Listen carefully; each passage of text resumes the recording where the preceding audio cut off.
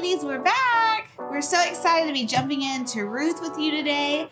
So we don't want to waste any time because, again, you've been with us long enough. You know, me and Stace, we like to chat and to talk. So I think let's just dig in. Let's get into Ruth. So Ruth is awesome. She has her own book of the Bible, which is pretty cool. Yeah, super cool. It's a short one, so it's an easy read. Mm-hmm. It's just 4 chapters. And let's see, where is she at in the lineage? We've had Rahab, and then we had... we had Tamar, and then Rahab, and now we have Ruth. So we talked a little bit last week about how after Rahab was saved out of Jericho, the spies came back and saved her and her family. Mm-hmm. At that time, the scriptures don't tell us that she had a husband or anything, but we find out later that she marries a guy. And Rahab becomes the mom to Boaz, and we meet Boaz in the book of Ruth. So it's really cool. I think I talked last week about how she, the redeemed, gives birth to a redeemer. Yeah. So Ruth is this whole story about this kinsman redeemer. We've talked about this a little bit in Tamar's story about the Levirate marriage. So that's an important part of this. Yeah. So basically what started out, Ruth's mother-in-law, Naomi, and her husband, Elimelech. Say that. Elimelech. No, not lick. Elimelech. L-E-C. Mm-hmm. Mm-hmm. That's German. No, I'm just kidding. Or Bethlehem. What would that be called? Like Bethlehem Ease? Like the people, they were originally from Bethlehem. You mean Bethlehem? Like Bethlehem. Yeah. You say it different. Do I say it differently? How do you say it? Bethlehem. And you say Bethlehem. I didn't say it with him. Bethlehem. Well, that's where they were from. Yeah.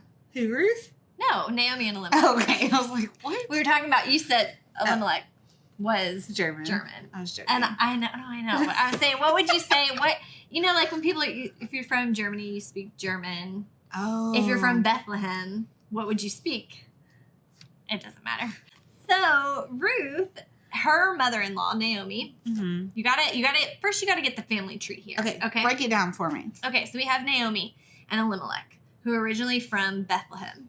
Yes. And there is famine there. So they are in search for food. So they leave, this is interesting, they leave the promised land to go into Moab. Okay? So they have left in search for food. They feel like the promise is failing them, right? Yeah. They leave the promise. We do this a lot of times. We feel like we've been promised something and now it's not following through. So we bounce instead of sticking it out. Yeah. So they leave. Side note, me and Stace were just talking about that before we got into the Bible study today. It's just like, how are we doing before we jump in and talking about the word and just catching up. And it's so good to have friends in your life. If you don't have community, we pray that you find a church or a small group somewhere because you really got to know how you're doing.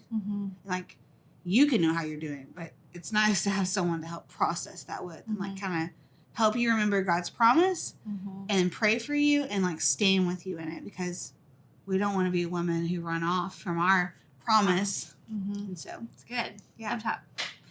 So they leave, they go to Moab.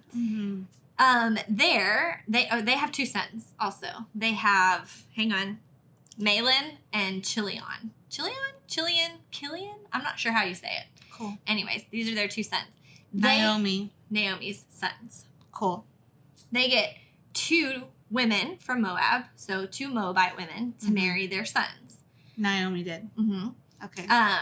And they pick Ruth is one of them, and Orpah is the other. So Ruth marries Mahlon. Orpah marries Chilion? No. So in this time, Elimelech passes away, Naomi's husband. Mahlon and Chilion also pass away. Her sons. Her sons, yeah. They've been in Moab for about 10 years, and she finds out that there's bread again in Bethlehem. So the famine is over. And she's here in Moab with her daughter-in-laws. Yeah. And that's it. And so she's like, I'm going back there because they've got food. That's where my community used to be, you know, exactly. So she decides to go back and she tells the girls, you don't have to come with me. Like, that's a lot. I get it. No hard feelings. You can stay put. I'm just gonna wash it. Yeah. Go back. You're young. You're young. Go, go get you another man. This is fine. And Orpah does. There's no book in the Bible called Orpah, though, folks. Ruth sticks it out with Naomi. And this is like the famous verse where Ruth proclaims, may your God be my God and your people be my people. Mm-hmm. So Ruth decides to follow Naomi back to Bethlehem. And they get back there and Naomi's like, my life is awful.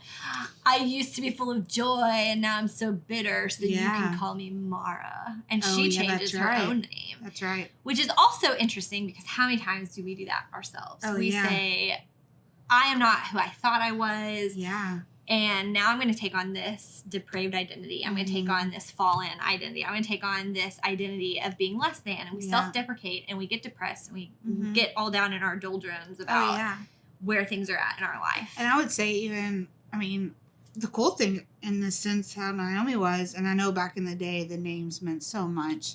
You either got a new name within Christ or whatever.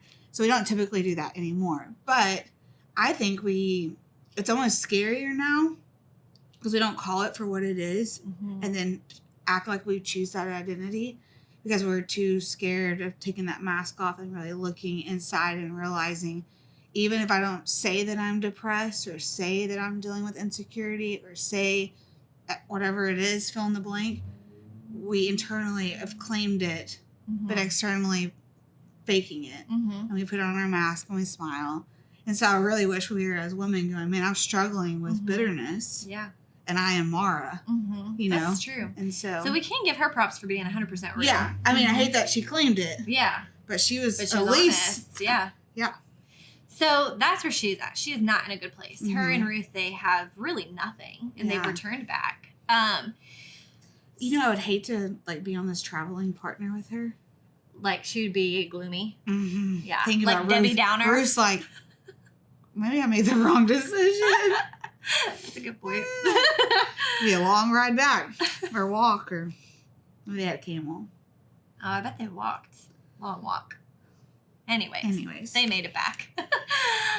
Ruth's faithful. Ruth was faithful. She really stuck in there and she took care of her mother-in-law who had lost the love of her life and her sons, you know? Have you ever been that friend where you're like championing someone who's like walking in it? Man, I can remember just either having a friend that's championed me during a really hard season or I've been so appreciative of them, but to be that person, to really sit with someone while they're walking through their pain. Yeah. You do that every day at the house, though. I try. You do it well.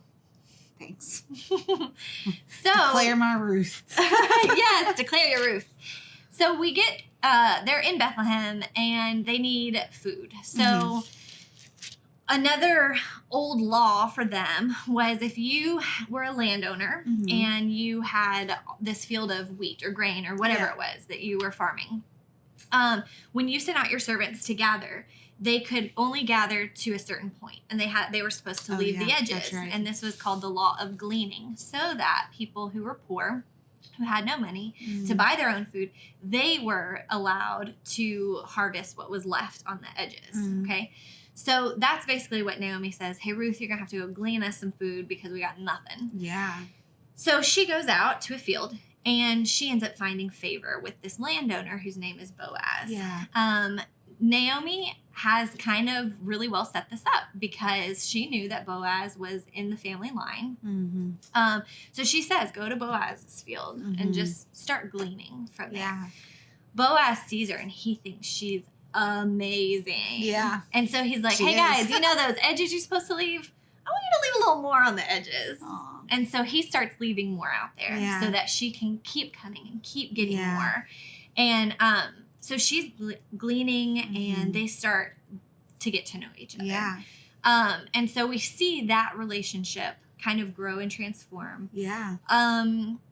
To the point where there's this festival of, it's like the threshing festival. So they would get all this wheat and the whole thing, and it was a big deal. And the landowner would that night usually sleep with all, like in this area where they do this threshing floor.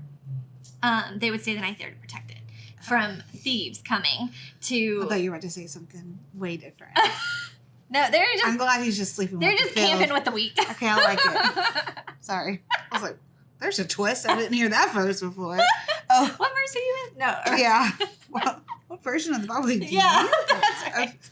Okay, good. So he's just camping for the night. So he's just protecting. He's being the landowner who's protecting the wheat that they have just sleeping gone with the wilderness. Yeah, and No so one else.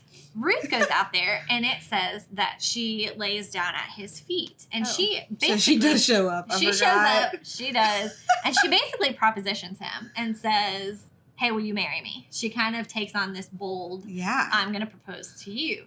I love it.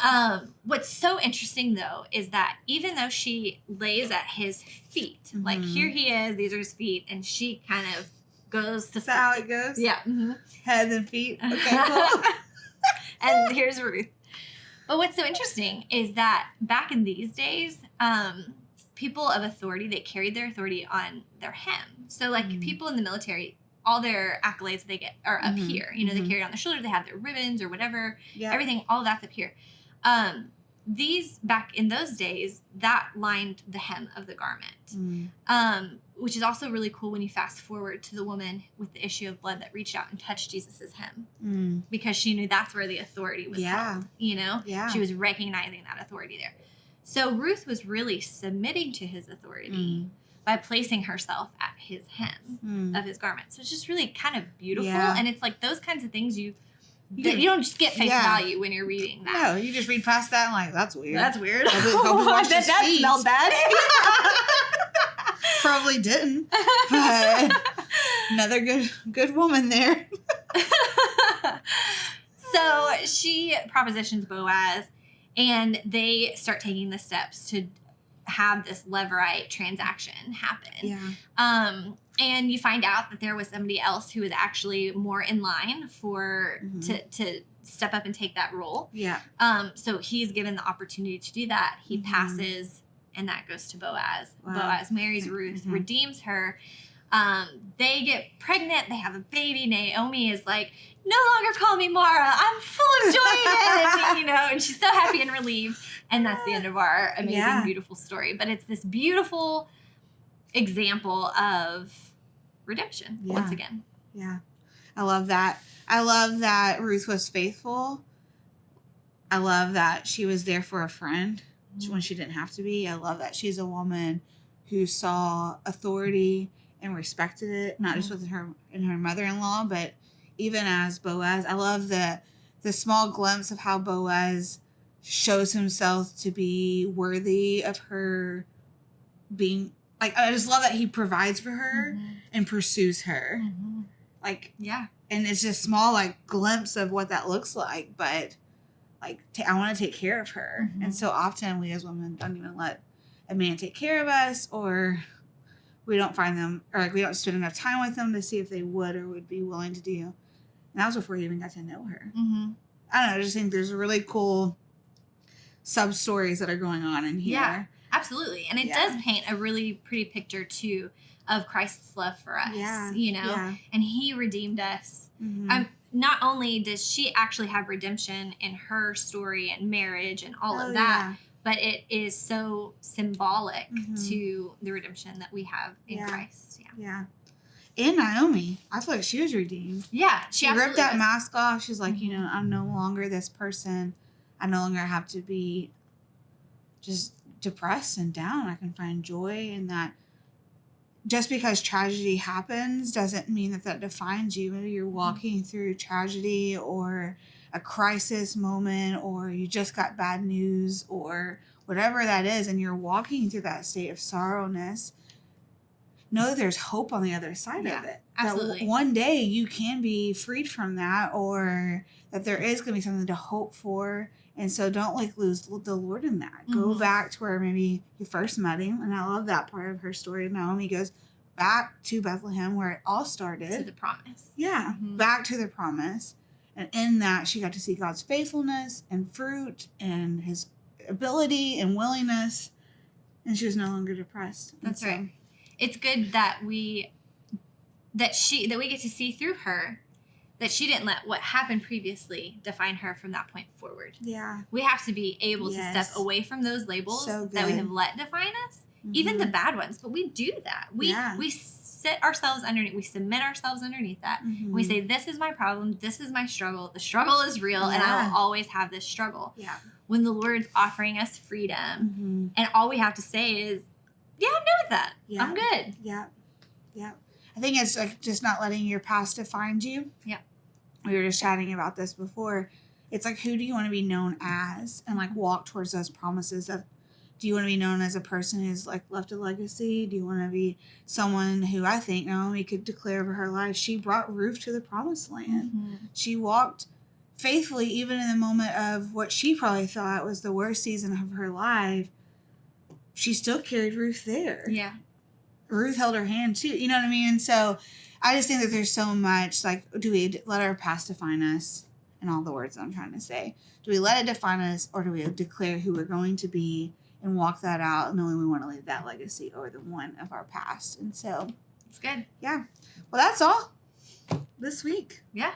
That was Ruth. And so we just hope and pray that you would take the time to read it, take notes, journal, process it. Leave us comments below. Let us know if you're coming across things that you have questions about, or that you found as like a cool little tidbit. Let us know what you saw as a cool tidbit. Yeah. Something that we didn't see because the Lord spoke a personal revelation to you. That will just give us encouragement. Yeah. I love when I hear from Stace and what she's learning from, and vice versa, I hope. Yeah. No, but it helps, it encourages us and lifts our heads to know, man, we can keep going. There's a promise for us. We don't have to let go. So make sure that you like, comment, subscribe, because we really hope that you're enjoying this, and we can't wait to get to know you. Yep. We'll see you next week when we talk about Bathsheba.